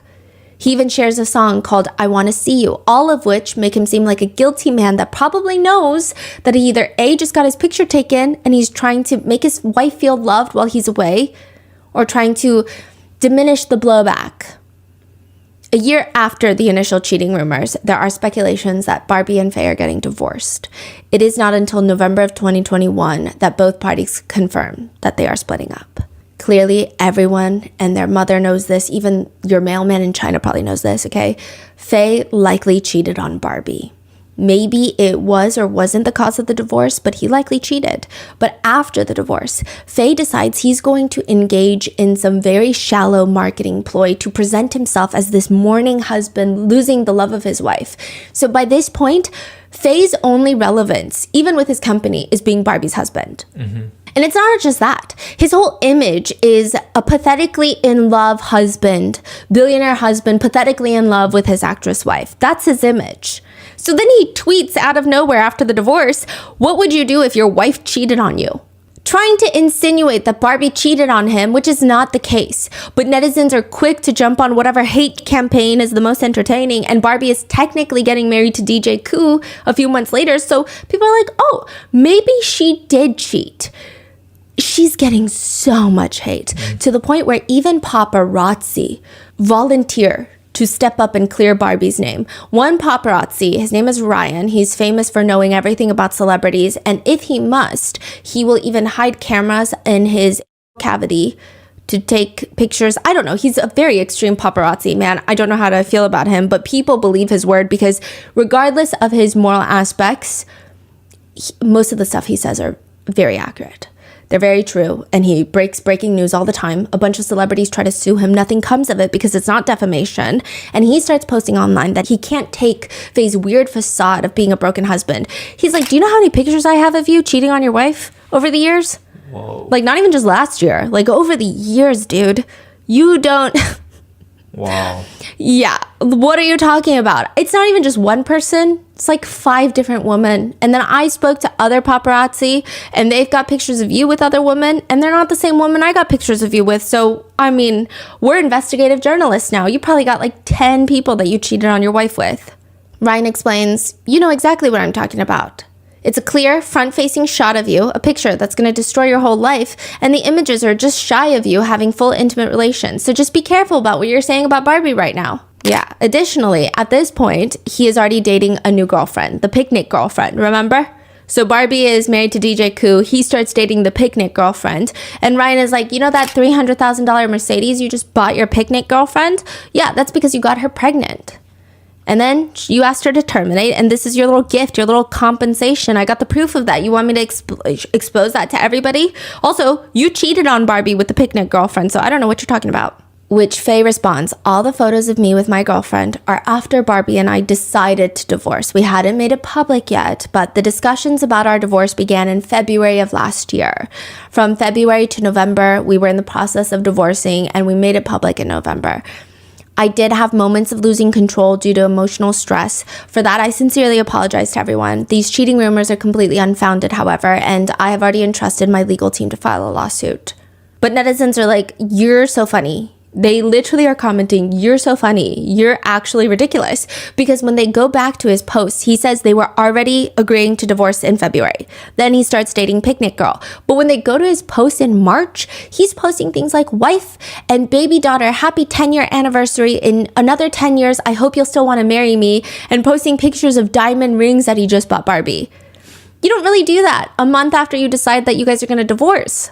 When nothing goes favorably for Faye, because you can't really lie your way out of those crazy pictures, he just tries to throw Barbie under the bus. He says, during our marriage, Barbie was constantly taking drugs, and I was required to pay $35,000 a month for her prescriptions. On several occasions when she experienced mental crises, I was the one by her, saving her life. I won't say more than this. Netizens hated this. They're like, well, what are you supposed to do as a husband if she's having a mental crisis? Not be there for her? Like, what do you want, a cookie? But also, what are you talking about? This doesn't even make any sense. Immediately, he takes it all back. He says, that was a moment of impulsiveness. I did something that I deeply regret. I feel immense guilt towards Barbie and our children and Barbie's family. I've already apologized. Now, side note, the drugs that Faye is accusing Barbie of taking are her own prescription medications for epilepsy. Regardless, after their divorce, Barbie gets full custody of their kids. Faye has to pay child support for his daughter, $30,000 till she turns 24, and for his son till he turns 22. Additionally, he has to pay the kids' education, nanny fees. He's obligated to pay Barbie a monthly alimony of $30,000 for 10 years, regardless if she gets remarried or not.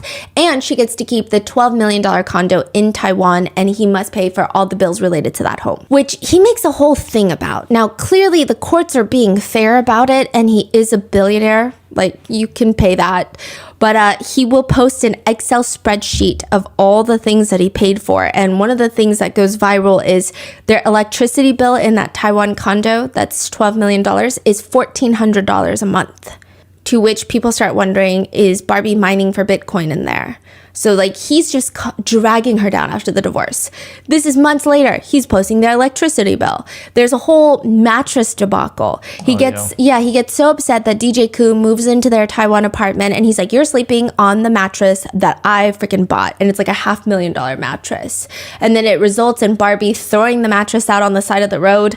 And it's just, it seems like Barbie is just responding to him like, okay, you don't want us to use the mattress? Take the mattress. It's like a emotional little teenager. Yes. Just can't regulate their own emotions.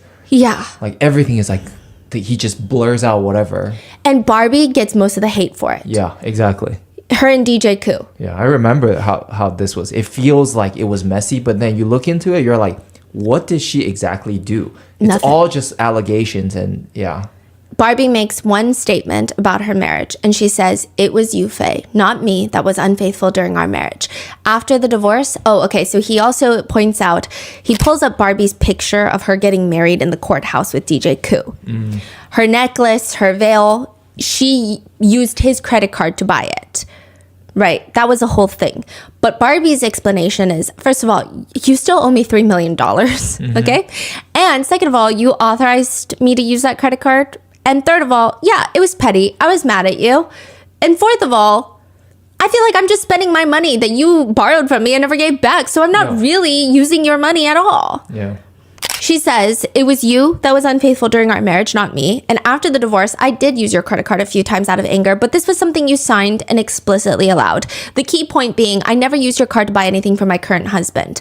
The reasons for my anger are as follows.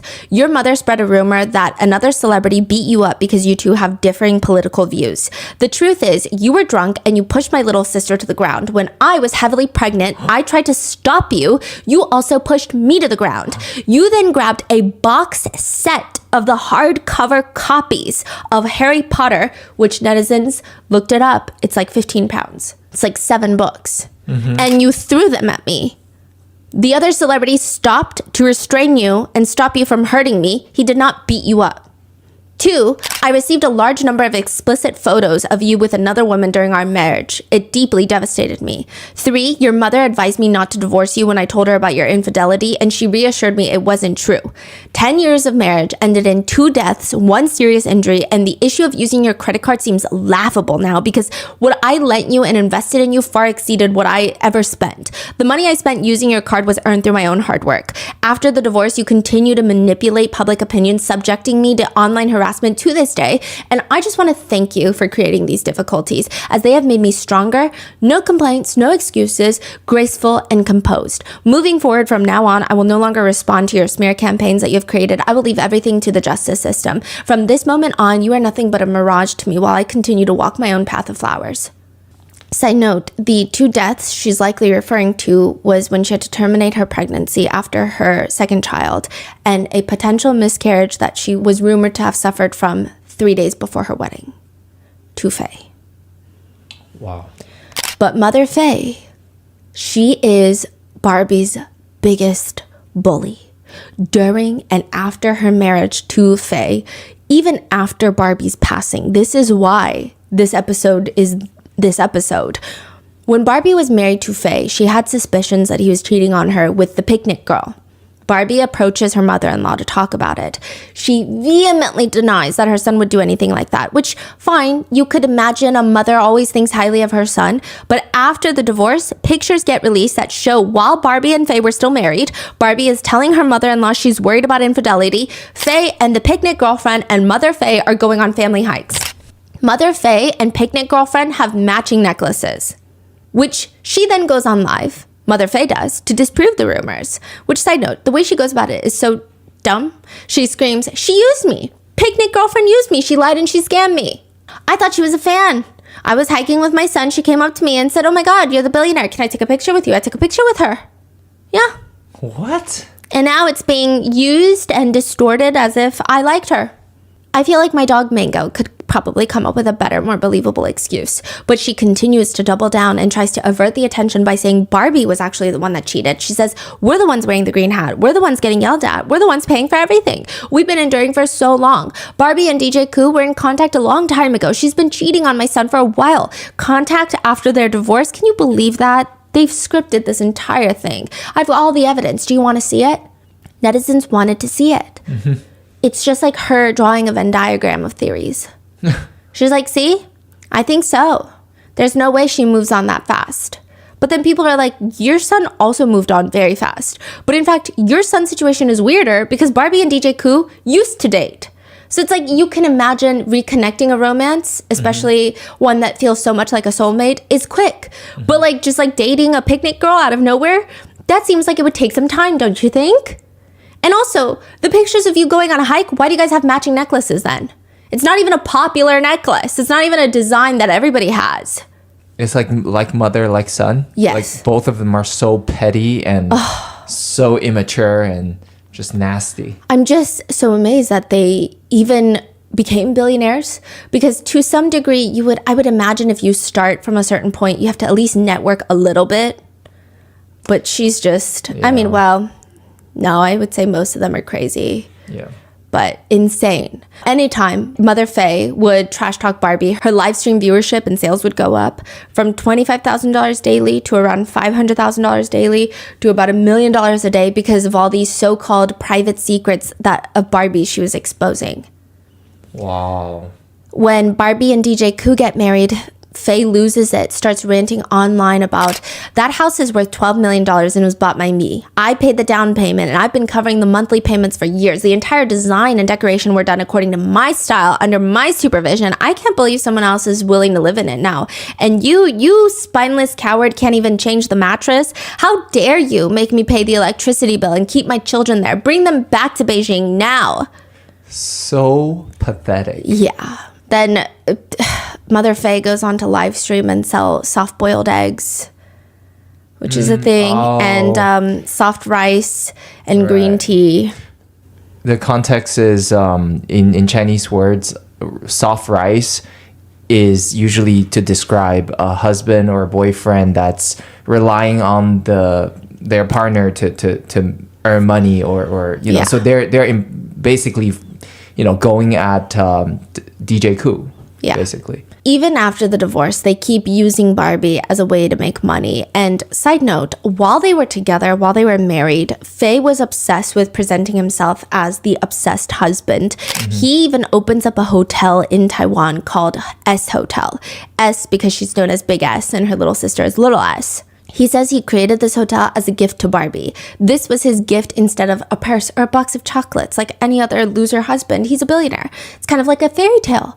And when you walk into the lobby, it's just all pictures of Barbie. Really? And you think, wow. People were commenting like, he's so smart because it's not even just a gift to her. It's a legacy. Yeah. It's a profitable machine, it's a hotel, and it's a love letter, but it's also smart business-wise. Yeah. That's how he sets her up for the future. It's a tribute to her. Then she should have it. She has zero ownership and stake in the hotel. See, then he's using her likeness, right, to Yes. profit him. He's using her. Yeah. It's so sick. It's kind of genius, but so sick.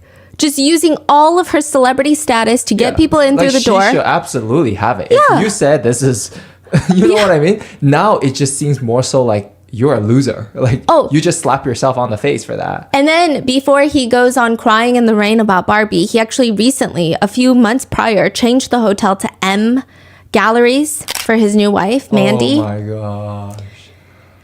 Wow. Yeah. And it's pretty clear that Barbie was the only one making sacrifices in the marriage. She sacrificed for her health to get to a certain point where she could have children, but also even bearing the children almost cost her her life. It cost her so much emotional distress while he's out cheating with other women. She slows down with her career, and that's a choice that she makes. I don't think he forced her, but still, she's making a lot of sacrifices, and he knows this. He even posted pictures of her at the Cannes Film Festival on the red carpet, writing, "Why does it feel like I'm holding my wife back?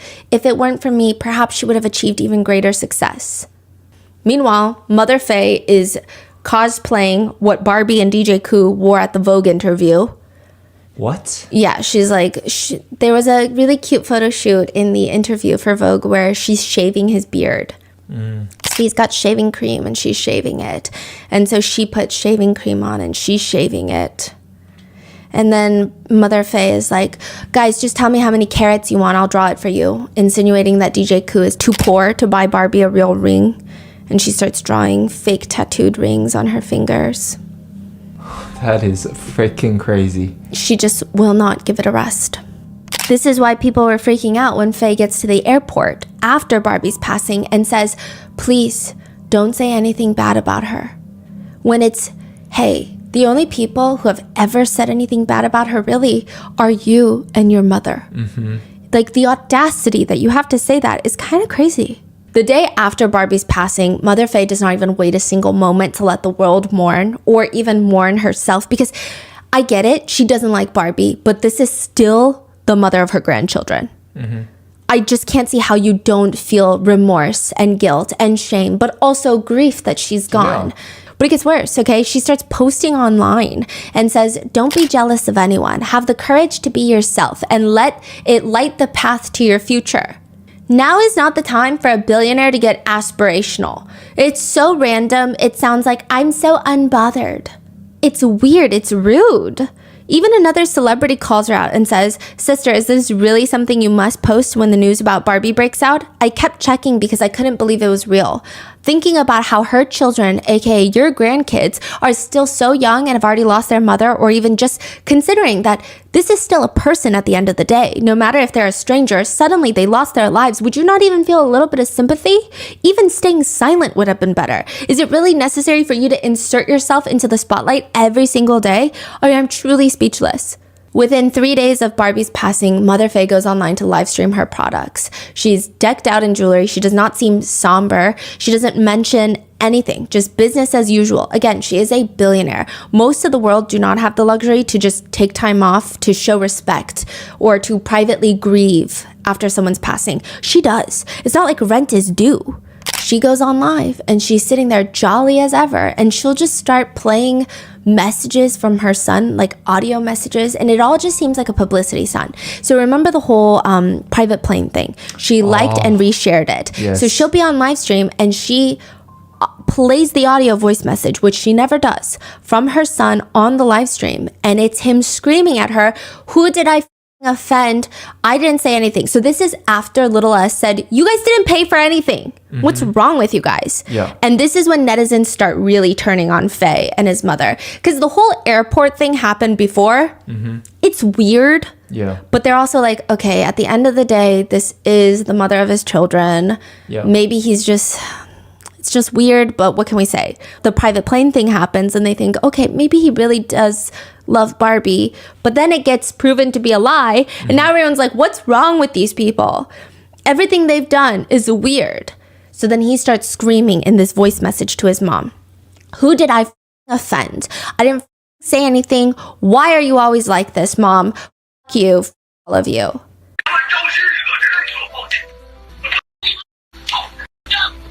it seems staged.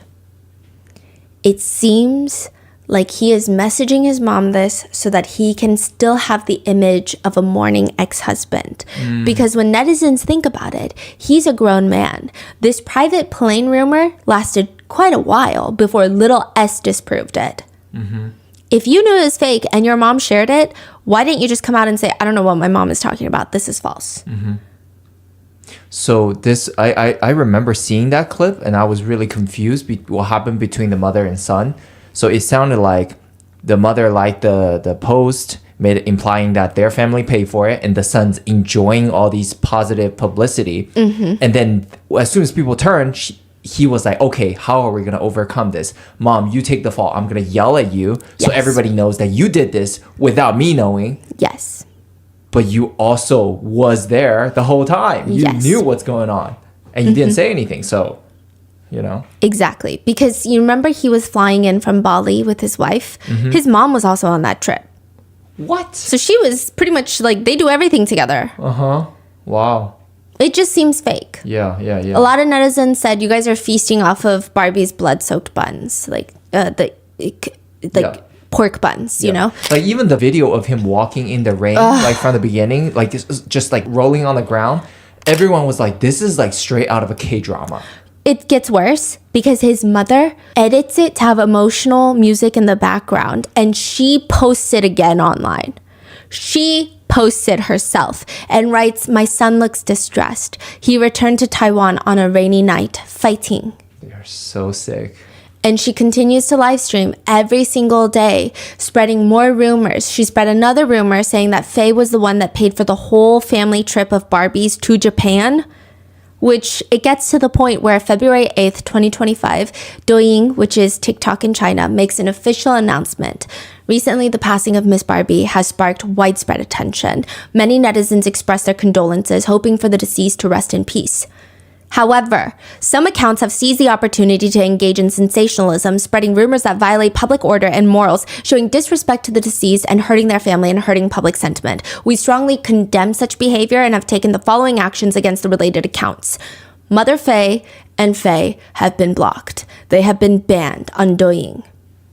What does Faye do? He can't even sit silent. He goes to Weibo and he starts writing. I may be unfilial, like not a family guy for saying this, but I absolutely cannot allow this kind of person to receive support. He says, she is my mother, but our values are completely incompatible. Oh my God, that is crazy. I am severing all ties with her. She has earned enough money to last several lifetimes, and if it's not enough, she can come and take my life. He says, my mother has no shame and keep running her mouth. I've officially filed a complaint. I haven't said anything. I've been in Taipei taking care of the kids and dealing with the teachers and school matters. I don't have WhatsApp, I don't have Line, and I don't even use a VPN because I don't want to see them insulting our country. My current wife is going to help me with this, but Douyin, who gave you the right to judge me? He's upset that he's being blocked. He even posts screenshots of him DMing the CEO of Douyin, just screaming at him. And the CEO is like, can we just talk about this in private one day? Like, what is wrong with you? So with that, Barbie has been laid to rest in a tree burial. There were netizens accusing either DJ Koo or Little S of wanting Barbie's life insurance money, and that's why they didn't take her sickness seriously in Japan. But if you just even watch one clip of Barbie and Little S, you just know there's no way. Same with DJ Koo. Everyone who knows all of them, they're like, you guys are ridiculous. I've actually followed this a little bit, not like today, like the way you explained it, but I saw like bits and pieces from different news channels. And there are this like some small voice out there that's hating on Big S. And I'm always wonder, where do they get these information from? It seems like the husband, the ex-husband, and the mom, like they literally say some crazy ass. They're just people out there that just wants to hate. They're just ready to say, no, she must done these certain things. And then they will spin around and spread more rumors and just hate on Big S and these people around her. Yes. Okay. That's absolutely accurate. So one of the points that you bring up is Faye will say something and they'll spin it and take it as the truth. One circulating rumor that was briefly around after Barbie's passing was that she must have been a drug addict.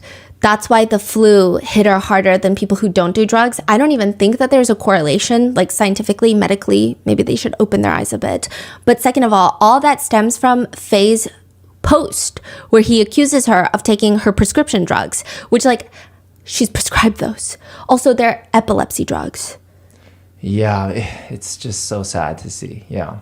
And the mom and son duo is like constantly online talking crazy stuff. And the big little S and DJ Koo and their whole family is like, they're quiet because they're mourning. And even after a divorce, they're all taking the high road versus these two just keep running their mouth. Is just so sick, you know, and they don't want to lower to their level and just start another online battle of like who's right or wrong.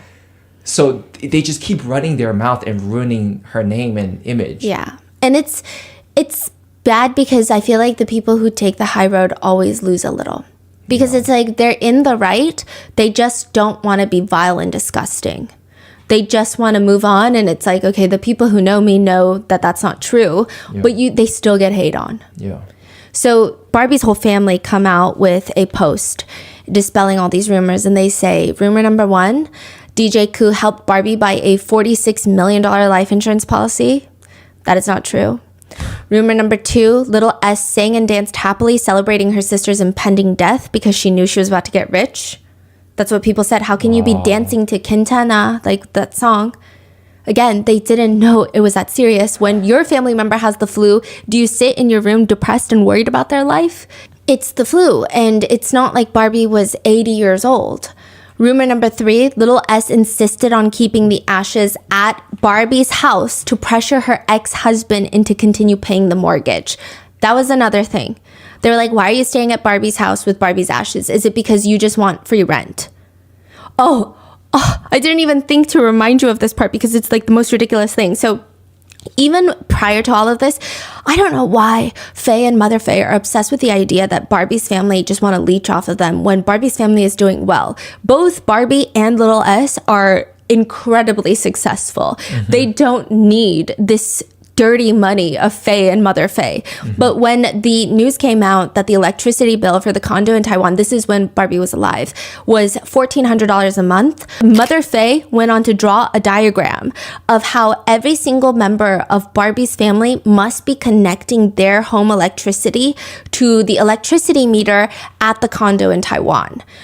They don't even live in the same city. Even if they were neighbors, it'd be pretty difficult to do.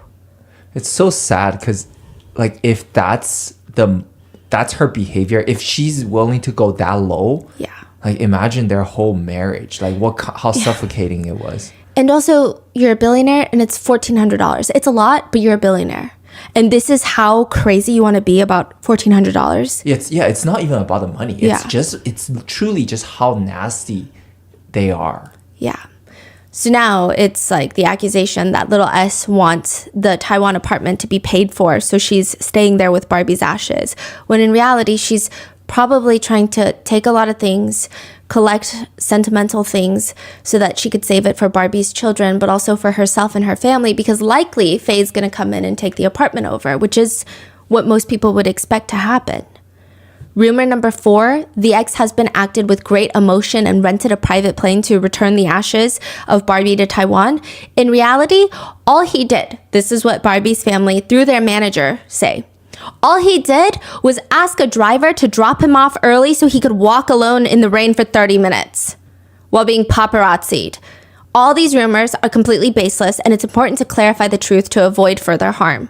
And the manager, Barbie's manager, I guess, a moment of anger, comes out to even say, a real man is someone who is willing to stand in Barbie's shoes and protect your children. Like, how can Faye even behave like this? They have children together who are grieving the loss of Barbie. What are you doing? DJ Koo makes his own response stating, currently, I am unable to find the words to describe the sadness and pain I'm experiencing. And this actually made the news in Korea as well. So their relationship, I would say, is definitely not as popular in Korea as it was in Taiwan. But people were digging up older videos of him talking about his new marriage with Barbie and just seeing him the way that he is, how happy he is.